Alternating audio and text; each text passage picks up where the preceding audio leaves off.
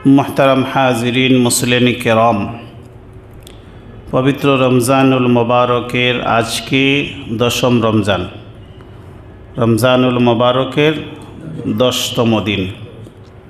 জোহরের নামাজ আদায়ের পরে পবিত্র কোরআনুল কারীমের ধারাবাহিক তাফসীরের মজলিসে আমরা অংশগ্রহণ করতে পারলাম। এই জন্য অন্তরের অন্তঃস্থল থেকে বলি আলহামদুলিল্লাহ।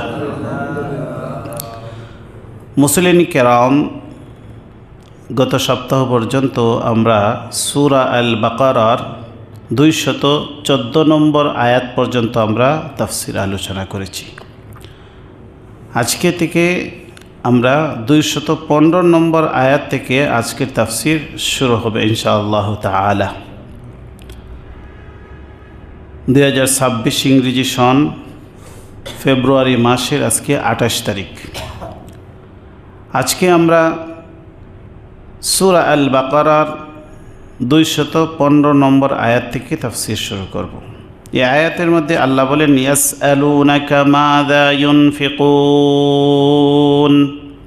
হে নবী, তারা আপনার কাছে জিজ্ঞাসা করে মাযা ইউনফিকুন, তারা যে খরচ করবে, তাদের অর্জিত সম্পদ তারা কোথায় ব্যয় করবে, সম্পদটা তারা কিভাবে কোথায় ব্যয় করবে।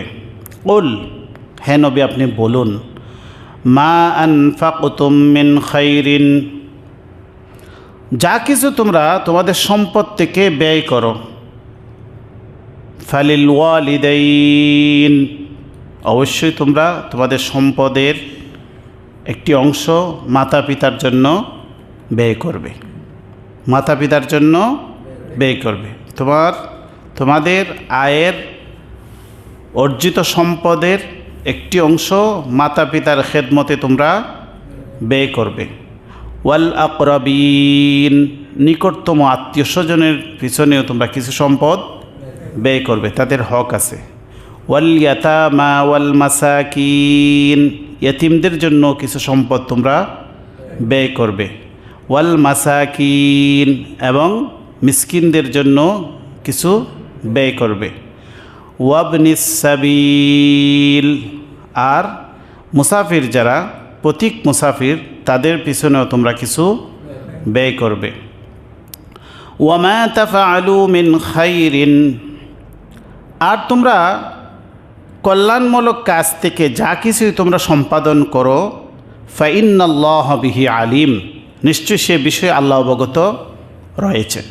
তোমরা কোথায় কোন ভালো কাজটি কোন নিয়তে সম্পাদন করো, সে ব্যাপারে এটার প্রতিদান তোমরা পাবে কি না এটা নিয়ে তোমরা চিন্তিত হবে না, সেটা আল্লাহ ভালোভাবে জানেন।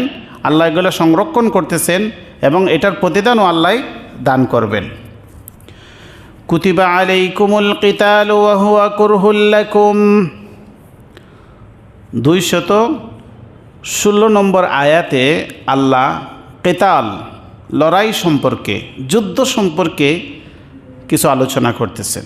আল্লাহ বলেন, কুতিবা আলাইকুমুল কিতাল ওয়া হুয়া কুরহুল লাকুম, তোমাদের প্রতি কিতাল, লড়াই, যুদ্ধ অবধারিত করে দেওয়া হয়েছে। ওয়া হুয়া কুরহুল লাকুম, যদিও এটা তোমাদের কাছে অপছন্দনীয়। যুদ্ধটা স্বাভাবিকভাবে মানুষের কাছে এটা পছন্দের বিষয় নয়।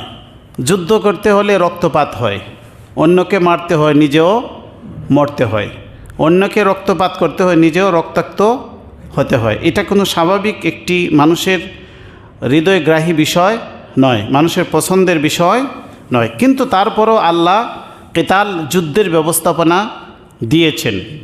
কেন? ওয়া আসা আন তাকরাহু শাইআন ওয়া হুয়া খায়রুল লাকুম, জেনে রাখো পৃথিবীতে এমন অনেক বিষয় আছে যা তোমাদের কাছে অপছন্দনীয়। ওয়া হুয়া খায়রুল লাকুম, অথচ এটা তোমাদের জন্য কল্যাণকর। ওয়া আসা আন তুহিব্বু শাইআন ওয়া হুয়া শাররুল লাকুম, আর তোমাদের কাছে অনেক বিষয় খুবই প্রিয়, পছন্দের। ওয়া হুয়া শাররুল লাকুম, অথচ এটা বাস্তবে তোমাদের জন্য অকল্যাণকর। আল্লাহ যুক্তি দিচ্ছেন, যুদ্ধতে তোমাদেরকে দেওয়া হলো কেন? স্বাভাবিকভাবে যুদ্ধটা তোমাদের কাছে অপছন্দনীয়, এটা কেউ কাম্য হয় না, কিন্তু তারপরও আল্লাহ তোমাদের কাছে তোমাদের জন্য যুদ্ধ দিয়েছেন। প্রয়োজনে তোমাদেরকে যুদ্ধ যেতে হয়, যুদ্ধে অংশগ্রহণ করতে হয়, মারতে হয়, মরতে হয়। তো এটা কেন? তো পৃথিবীতে ওয়া আসা আন তাকরাহু শাইআন ওয়া হুয়া খায়রুল লাকুম, এমন অনেক জিনিস আছে যা তোমাদের কাছে অপছন্দনীয় মনে হয়, এটা অপছন্দনীয় মনে হয়, ওয়া হুয়া খায়রুল লাকুম। আমরা তিতা খাই না, তিতা বাচ্চাদেরকে খাওয়ানো যায় না, করল্লা ভাজি বাচ্চাদেরকে খাওয়ানো যায় না, তারপরও কষ্ট করে মা বাবা অত্যন্ত কৌশলে তাদেরকে খাওয়াই দেন, কিন্তু তাদের কাছে এটা কি পছন্দনীয় না, কিন্তু এটা তাদের জন্য কি উপকারী। ওয়া আসা আন তুহিব্বু শাইআন ওয়া হুয়া শাররুল লাকুম, মিষ্টি সবাই পছন্দ করে না? ছেলে বুড়া সবাই মিষ্টি খেতে চায়, কিন্তু মিষ্টি কি সবার জন্য এটা উপকারী হয় না।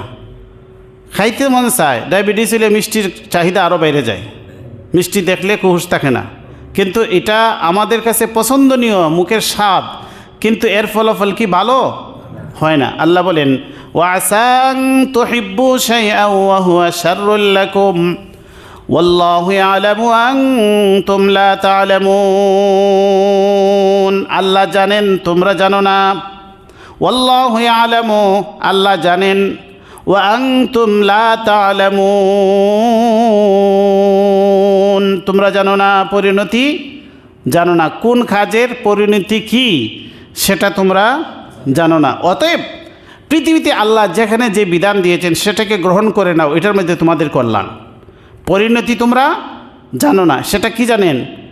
আল্লাহ জানেন। এই পরিণতি কোন কাজের পরিণতি দাঁড়াবে সেটা আল্লাহ ভালো জানে, জেনে বুঝেই আমাদেরকে বিধান দিয়েছেন। পৃথিবীর আমাদের জ্ঞানের স্বল্পতার কারণে ইসলামের অনেক বিধিবিধান আমাদের বুঝে আসে না, বুঝে না আসার কারণেই এটি যা অযৌক্তিক সেটা নয়, বরঞ্চ আমার জ্ঞানের স্বল্পতার কারণে এটা অনেক সময় মনে হয় যে এটা না হলে ভালো হতো, বা এটা কেন, অথবা এটা অযৌক্তিক মনে হতে পারে, কিন্তু আল্লাহর ভালো জানেন এটার মাঝে কি আছে, কল্যাণ আছে। ওয়াল্লাহু ইয়ালামু আনতুম লা তা'লামুন, জ্ঞানের স্বল্পতা, জ্ঞানের তারতম্য দেখুন। শিশু বাচ্চা, 5-7 বছরের বাচ্চা আর বাবা, জ্ঞানের মাঝে কতটুকু পার্থক্য। বাবায় বাড়ির সবচেয়ে ভালো দান বীজটা নিয়ে কাদামাটির মাঝে ছিটিয়ে দেয়, এই বাচ্চা দেখে এটা কি সমর্থন করবে? এত ভালো দান, আমরা মানে চাল বাঙাইলে খাইতে পারতাম, এটা আপনি কাদার মধ্যে পালাইতেছেন কেন? এটা কি তার বুঝে আসবে? বাবা বলতেছে এটার মধ্যে কল্যাণ আছে, তুমি অপেক্ষা করো, কথা বলতে পারবা না, এটার ফলাফল যখন তুমি দেখবা তখন তোমারই ভালো লাগবে। এরপরে যখন কয়েক মাস পরে যখন দান বাড়িতে আসে তখন বাচ্চা দেখো, হ্যাঁ বাবা তো ভালো হয়েছে, তো তাহলে তুমি দানগুলা ভালো হয়েছে। এই জন্য এই বাবা এবং ছেলের জ্ঞানের যদি আমাদের এই স্বল্প জ্ঞানের মাঝে যদি এত পার্থক্য হয়, তাহলে আমরা সৃষ্টি বস্তু আর আল্লাহ হচ্ছেন স্রষ্টা, তিনি কত মহাজ্ঞানের সমুদ্রের অধিকারী, সেই জ্ঞানের তুলনায় আমাদের জ্ঞানের স্বল্পতা কতটুকু। এই জন্য আল্লাহর বিধান যে আমরা সব কিছু আমরা মানে আমার যুক্তি ধরতে হবে, এরপরে মানতে হবে, এই ধরনের চিন্তা হচ্ছে নির্বুদ্ধিতা। বুঝতে পারছেন? এই জন্য আল্লাহ বলে দিয়েছেন আল্লাহু ইয়ালামু, আল্লাহ জানেন, ওয়া আনতুম লা তা'লামুন, তোমরা জানো না। ইয়াসআলুনাকা আনিশ শাহরিল হারামি কিতালিন ফীহি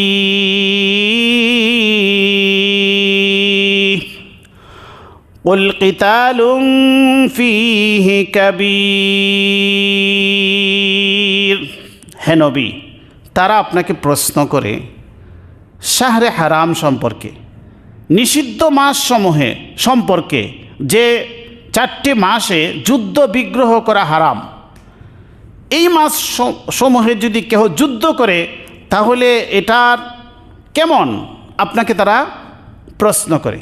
এই 4টি মাস আপনাদের জানা আছে তো, রজব মাস, জিলকাদা, জিলহজ্জা, মুহররম, এই 4 মাস হচ্ছে আশহরে হারাম, হারাম মাস।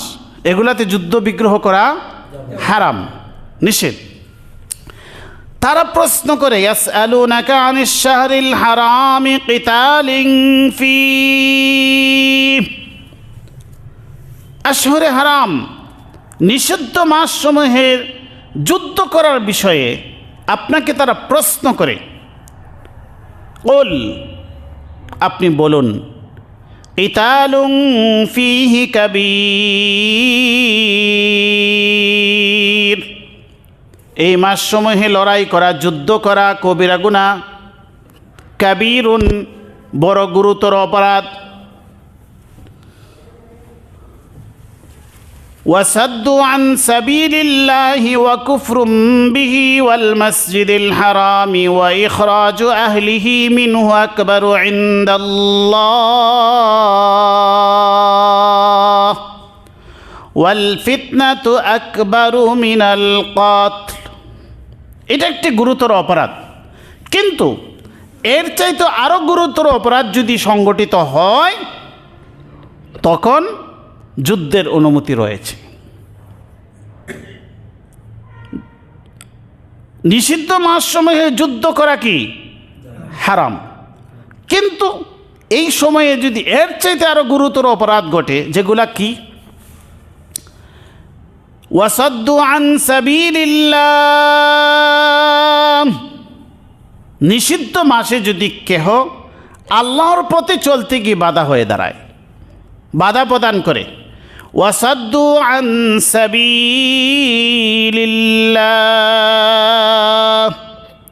আল্লাহর পথে বাধা হয়ে দাঁড়ায়। ওয়া কুফরুম বিহি, আল্লাহর প্রতি কুফরি করে। ওয়াল মসজিদিল হারাম, মসজিদে হারামকে অবরুদ্ধ করে রাখে। আশহরে হারাম অর্থাৎ এখানে চলতেছে নিষিদ্ধ মাস, নিষিদ্ধ মাসে যেহেতু যুদ্ধ করা যাবে না, এই জন্য তারা কি করছে? মসজিদে হারামকে অবরুদ্ধ করে রেখেছে। এই সুবিধা একই, বুঝতে পারছেন? একটা প্রবাদ আছে গ্রামের মাঝে, ছাগল যখন পেশাব করতে বসে তখন মানুষে কী করে? দৌড়ে, মানে এই সময় আর সে দৌড় দেয় না, দৌড়তে সহজ হয়ে যায়। তো এরকম সুবিধা নেওয়ার চেষ্টা করে না অনেকে, যে এখন যেহেতু ভদ্রতার মাস, অতএব এই সুযোগে কী করে অবরুদ্ধ করে নেই। তো আল্লাহ বলেন এই মাসগুলোর মধ্যে যুদ্ধ করা যাবে না, কিন্তু এই মাসে যদি তারা এই কাজগুলা করে, ওয়াসাদ্দু আন সাবিলিল্লাহি ওয়া কুফরুম বিহি, আল্লাহর পথে যদি বাধা প্রদান করে, আল্লাহর সাথে কেউ কুফরি করে। ওয়াল মসজিদিল হারাম, মসজিদে হারামকে অবরুদ্ধ করে রাখে, মসজিদে হারামে প্রবেশ করতে মানুষকে বাধা প্রদান করে। ওয়া ইখরাজু আহলিহি মিনহুম, আর মসজিদে হারামের বাসিন্দাদেরকে মসজিদে হারামের এরিয়া থেকে বহিষ্কার করে দেয়, তখন আকবারু ইনদাল্লাহ, এটা ছিল কাবির আর এটা হচ্ছে কি আকবার, মানে কাবির বড় আর কাবির থেকে আকবার যখন বলা হবে তখন এটা সবচেয়ে বড়। ওই জন্য আল্লাহু আকবার, আল্লাহ সবার বড়, আল্লাহ কি সবার বড়।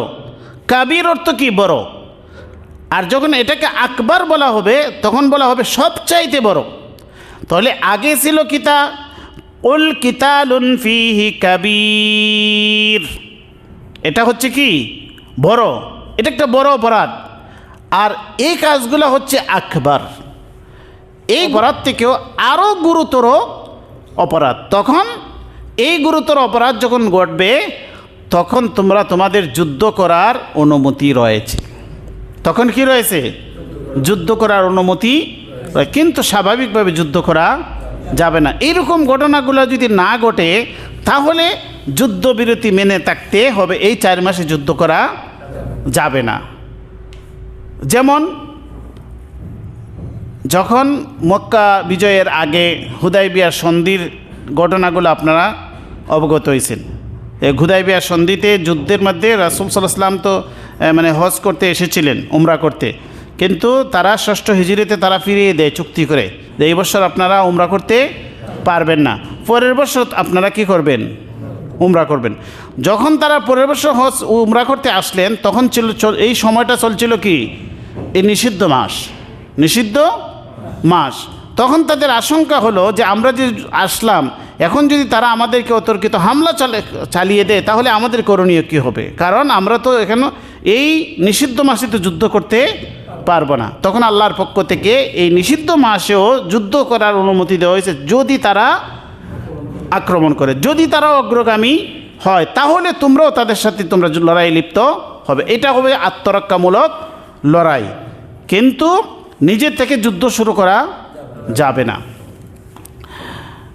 ওয়াল ফিতনাতু আকবারু মিনাল কতল, দেখুন আল্লাহ বলছেন ফিতনা, এটা হচ্ছে ফিতনা আকবারু মিনাল কতল, হত্যার থেকে আরও বেশি জঘন্য।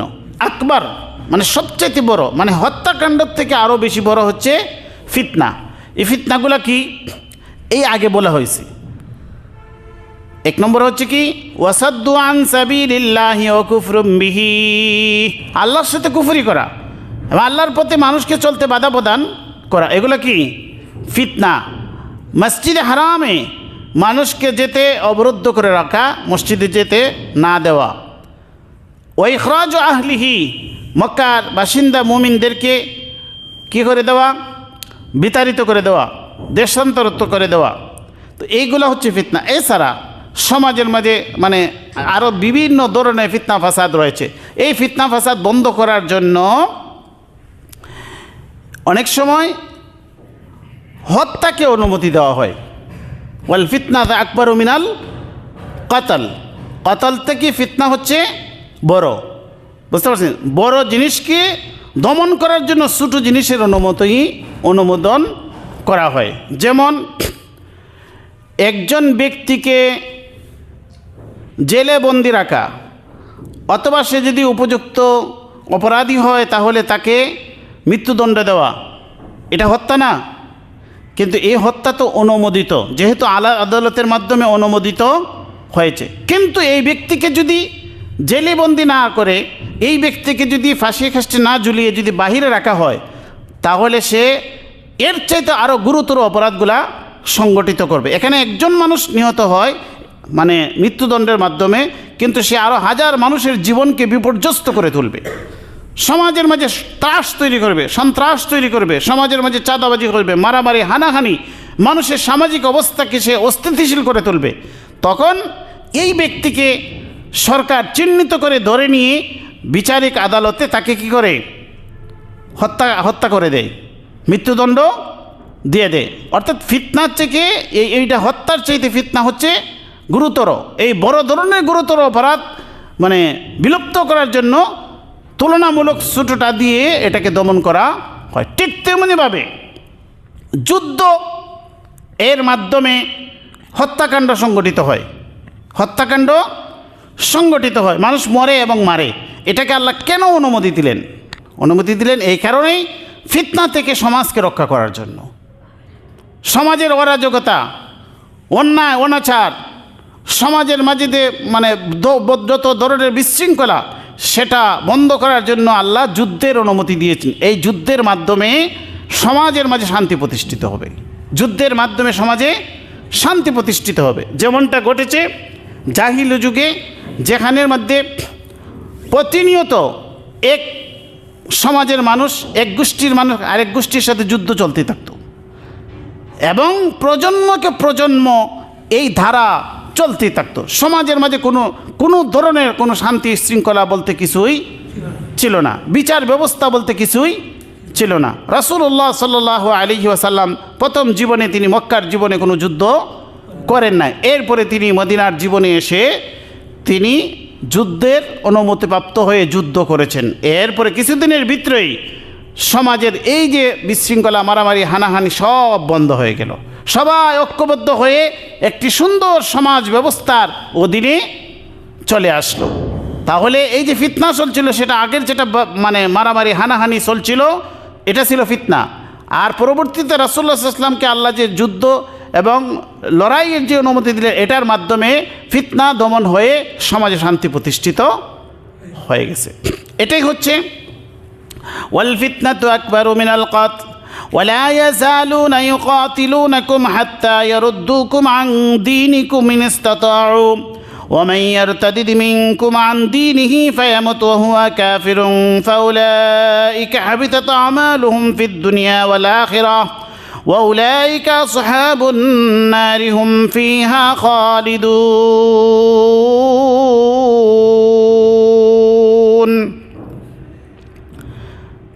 যুদ্ধের আরেকটি যুক্তিকতা আল্লাহ আমাদের সামনে পেশ করছেন। মুসলমানরা কেন লড়াই করবে, কেন যুদ্ধ করবে? ওয়ালা ইয়াজালুনা ইউকাতিলুনাকুম, তোমাদের বিরুদ্ধে তারা সর্বদাই যুদ্ধে লিপ্ত থাকবে।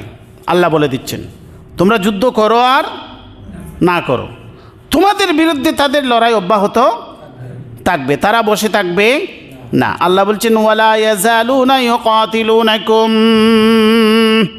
তারা সর্বদাই তোমাদের বিরুদ্ধে লড়াই লিপ্ত থাকবে। হাত্তা ইয়ারুদ্দুকুম আন দীনিকুম ইন ইসতাতাউ, তোমাদের বিরুদ্ধে তাদের লড়াই কতক্ষণ পর্যন্ত থাকবে? হাত্তা ইয়ারুদ্দুকুম আন দীনিকুম, যতক্ষণ পর্যন্ত না তোমাদেরকে তোমাদের দিন থেকে তারা ফিরিয়ে নেবে, তোমাদেরকে ঈমান থেকে, তোমাদেরকে তাওহীদ থেকে যতক্ষণ পর্যন্ত না তারা ফিরিয়ে নিয়ে যাবে ততক্ষণ পর্যন্ত তাদের লড়াই তোমাদের বিরুদ্ধে যুদ্ধ বন্ধ হবে না। হাত্তা ইয়ারুদ্দুকুম আন দীনিকুম ইন ইসতাতাউ, যদি তারা সক্ষম হয়, ইন ইসতাতাউ মানে যদি তারা সক্ষম হয়, যদি তারা সক্ষম হয় তোমাদেরকে তোমাদের দিন থেকে ফিরিয়ে নিতে, তাহলে তারা তোমাদের বিরুদ্ধে লড়াই বন্ধ করে দিবে, কিন্তু এর আগে তারা লড়াই বন্ধ করবে না। আপনি জানেন আপনার শত্রু বাহিনী তারা অস্ত্র শস্ত্র ট্রেনিং দিয়ে সৈন্য সমাবেশ করে সব সময় আপনার বিরুদ্ধে যুদ্ধের জন্য প্রস্তুত। আপনার প্রতিরক্ষা ব্যবস্থা কি বলবে? যে আপনি ঘুমিয়ে থাকুন? না, আপনারও প্রস্তুতি থাকতে হবে, প্রস্তুতি থাকতে হবে। আল্লাহ বলে দিচ্ছেন যে তোমরা লড়াই বন্ধ করে বসে থাকবে, তারা তো তোমাদের বিরুদ্ধে লড়াই বন্ধ করে বসে থাকবে না। আজও পর্যন্ত কি বন্ধ আছে? কিয়ামত পর্যন্ত সেটা চলবে। এই জন্য আল্লাহ বলছেন যে তোমাদেরকে কেন লড়াই করতে হবে তাদের বিরুদ্ধে।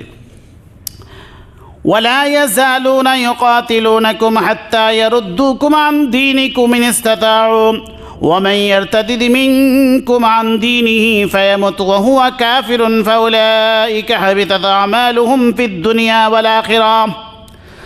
তারা চায় কি? তাদের লক্ষ্য কি?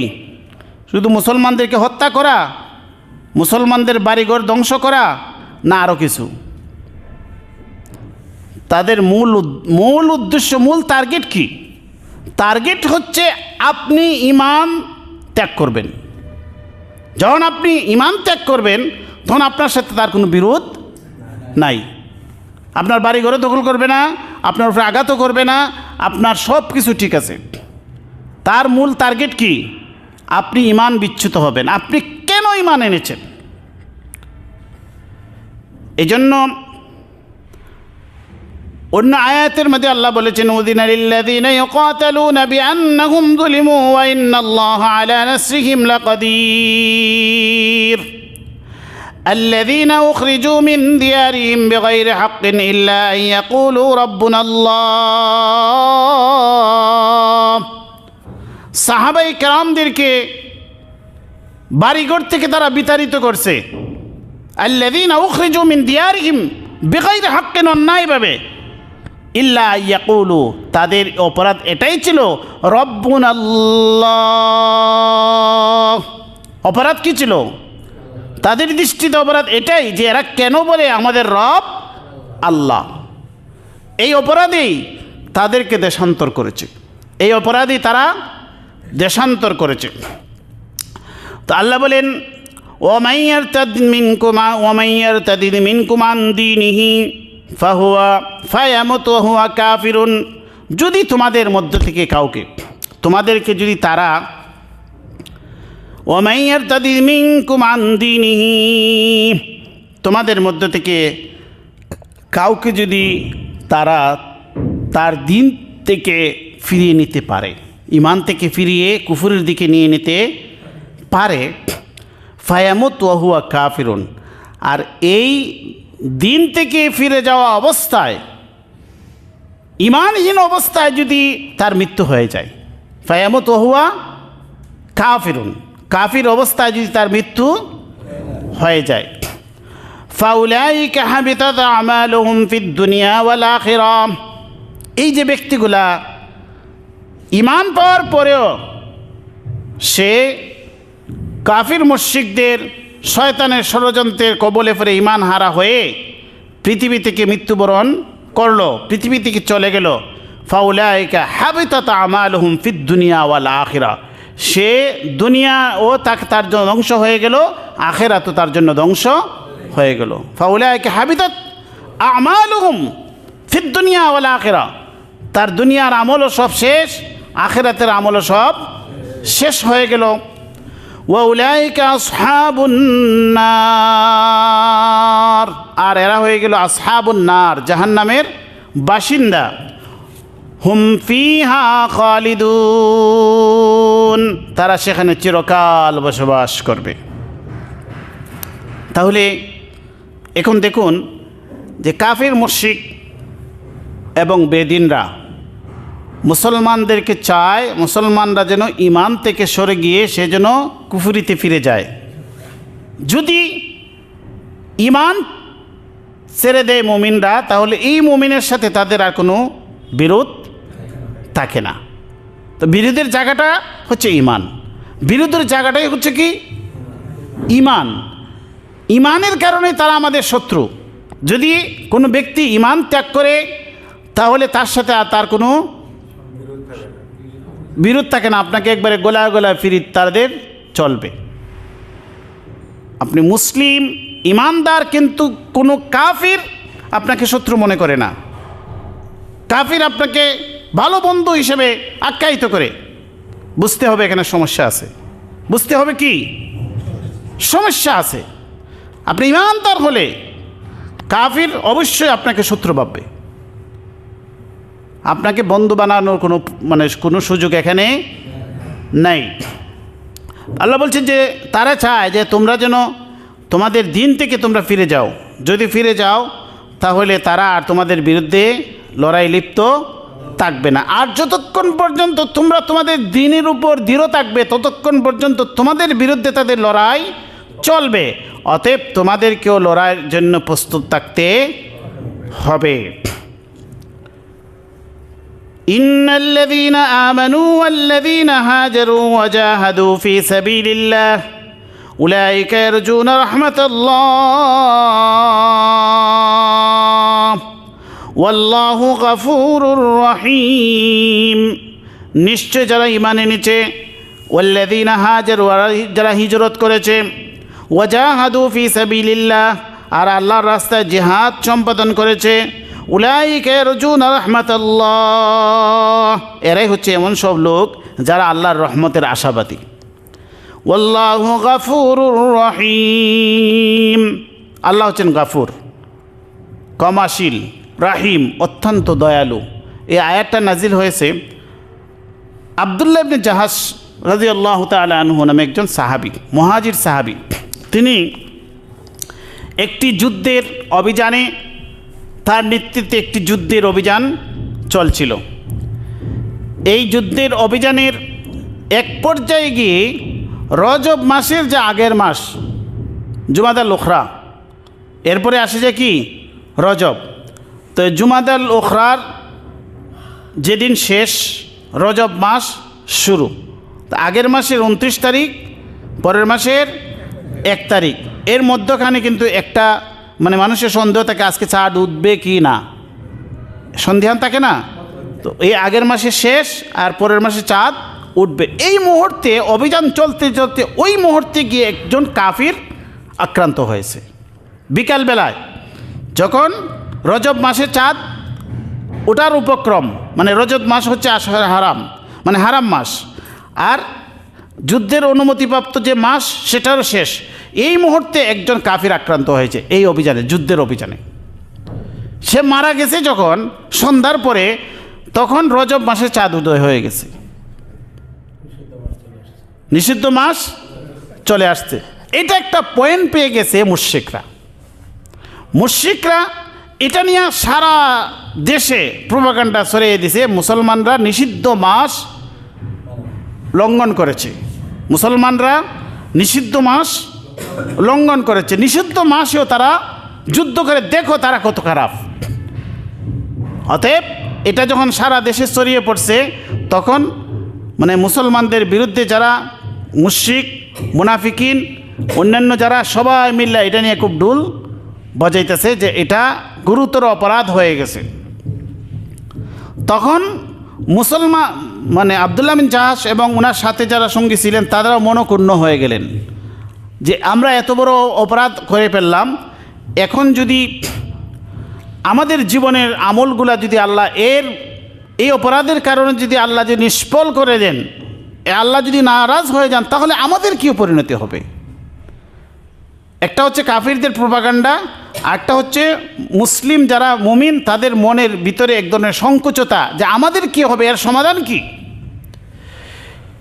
এই দুই প্রশ্নের সমাধান দিয়েই আমি এই পর্যন্ত যে আয়াতগুলো আপনাদের সামনে পেশ করছি, এই সবগুলি আয়াত নাজিল হয়েছে।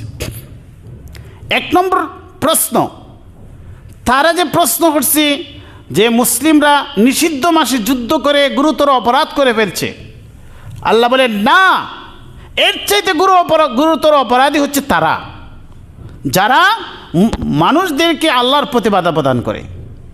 এই কাফির মুশরিকরা মুসলমানদের একটি পয়েন্ট পেয়ে তারা উল্লাসে মেতে পড়ছে, অথচ তাদের মধ্যে হাজারটা অন্যায় রয়েছে। বুঝতে পারছেন, হাজারো কি রয়েছে, কি কি অন্যায় আল্লাহ এখানে বলে দিয়েছেন। ওয়াসাদ্দু আন সাবিলিল্লাহ, আল্লাহর প্রতি বাধা প্রদান করা, ও কুফরুম বিহি, আল্লাহর সাথে কুফরি করা, আর মসজিদে হারামকে অবরুদ্ধ করে রাখা, মসজিদে হারামকে প্রবেশ করতে না দেওয়া, তারপরে আর তাদের ফিতনা ফাসাদ, এদের তো কোনো ফিতনার কোনো শেষ নাই। এজন্য আল্লাহ বলছেন আকবারু মিনাল কতল, এই হত্যার চাইতে আরও বেশি জঘন্য হচ্ছে তাদের ফিতনা। এখন বুঝতে পারছেন, ওই যে তারা যে এটাকে গুরুতর হিসেবে তুলে ধরেছিল, আল্লাহ বলছেন এটার চাইতে তারা যে কাফির মুশরিকরা যে অন্যায়গুলোর মাঝে, এটা এর চাইতে আরও বেশি গুরুতর। অতএব মুসলমানরা এর প্রশ্নের জবাব পেয়ে গেলেন। আল্লাহ বলছেন যে শাহরে হারাম সম্পর্কে তার প্রশ্ন উত্থাপন করে আপনি বলে দিন কিতালুন ফিহি কাবীর, এখানে যুদ্ধ করাটা অপরাধ, কিন্তু এর চাইতে আরও গুরুতর অপরাধ যদি সংগঠিত হয় তখন লড়াই করাও অবৈধ হয়ে যায়। তাহলে এই প্রশ্নের জবাব হয়ে গেল। দ্বিতীয় যে মানে মনের ভিতরে যে মনক্ষুণ্ণতা ছিল যে আমাদের অতীতের আমলগুলো নিয়ে আল্লাহ ধ্বংস করে দেন, এর জবাব দিচ্ছেন ইন্নাল্লাযীনা আমানু, নিশ্চয় যারা ঈমান এনেছে, ওয়াল্লাযীনা হাজারু, যারা হিজরত করেছে, বাড়িঘর থেকে মানে বিতাড়িত হয়েছে, হিজরত করেছে, ওয়াজাহাদু ফি সাবিলিল্লাহ, আর আল্লাহর রাস্তায় জিহাদ করেছে, ফাউলাইকা ইয়ারজুনা রাহমাতুল্লাহ, আর তারা আল্লাহর রহমতের আশা করতে পারে, এরা যেন নিরাশ না হয়। ওই যে আব্দুল্লাহ বিন জাহাজ এবং ওনার সাথী সঙ্গীরা নিরাশ হয়ে গিয়েছিলেন, এই জন্য বলছেন উলাইকা ইয়ারজুনা রাহমাতুল্লাহ, তারাই আল্লাহর কী করবে, আল্লাহর আশাবাদী, আল্লাহর রহমতের আশাবাদী হবে।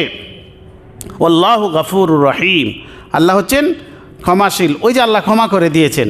রাহিম, আল্লাহ হচ্ছেন দয়ার অনুগ্রহের অধিকারী। আয়াতগুলো পরিষ্কার বুঝে গেছে। আলহামদুলিল্লাহ, আল্লাহ পাক রব্বুল আলামিন আমাদেরকে আমলের তৌফিক দান করুন। ওয়া আখির দাওয়ানা আলহামদুলিল্লাহি রব্বিল আলামিন।